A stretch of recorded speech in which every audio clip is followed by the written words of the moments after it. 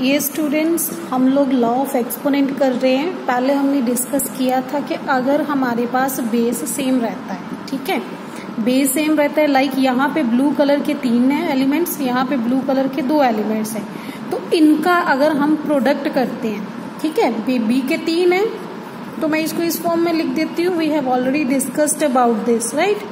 तो क्या होता था कि हम लोग इन सबको काउंट कर लेते थे, that is equals to B raise to power 3 plus 2, powers add हो जाती है ना, 5 बन जाते हैं, 1 2 3 4 5। हमने ये पढ़ा कि जब बेस सेम रहता है तो उनको अगर प्रोडक्ट लेते हैं तो पावर ऐड हो जाती है। अब हम डिस्कस करेंगे जब बेस अलग अलग है। सी यहाँ पे आर की पावर 3 है, रेड हमारे पास 3 है, ब्लू हमारे पास 2 है, यहाँ पे बेस सेम नहीं है, ठीक है।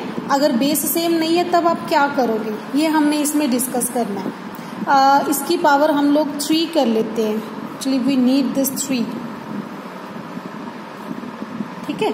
तो यहाँ पे पावर सेम है लेकिन बेस अलग अलग है। इस केस के अगर इनका प्रोडक्ट लेना है ना बच्चे, तो क्या करेंगे, देखिए आर जो आपका रेड रहेगा और जो आपका ब्लू रहेगा, दोनों की पावर कंबाइन लगा दोगे आप।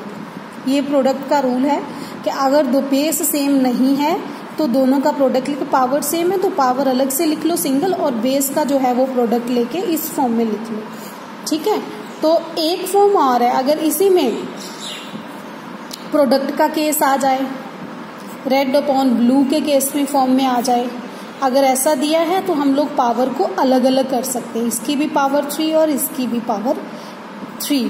बेटा ये भी तो यही चीज है ना, आर की भी पावर 3 है और ब्लू की भी पावर 3 है, ये चीज जो ऊपर लिखी, ठीक है। तो इसको हम लोग कंबाइन लिख सकते हैं। अगर ऐसा रहा है पावर सेम है लेकिन बेस अलग अलग है तो पावर को सिंगल लिख के दोनों का प्रोडक्ट ले सकते हैं, और अगर ये क्वेश्चन फॉर्म में है तो पावर अलग अलग भी कर सकते हैं। तो यहीं से बच्चे हमारा ये कॉन्सेप्ट है, ये भी क्लियर होएगा कि अगर हमारे पास ये जो पावर है, ठीक है, P और Q, बेस अलग अलग है, पावर सेम है, तो कंबाइन लिख सकते हैं। और ये जो क्वेश्चन का फॉर्म था, ठीक है, क्वेश्चन पे फॉर्म में भी यही था कि अगर P और Q की फॉर्म में पावर है तो उसको अलग अलग लिख सकते हैं। इसी पर बेस्ड हमने ये कॉन्सेप्ट सभी करने हैं। वेरिफिकेशन है, देखिए आप 3 की पावर 2 दे रखी है, 4 की पावर 2, पावर सेम है लेकिन अलग अलग टर्म्स है।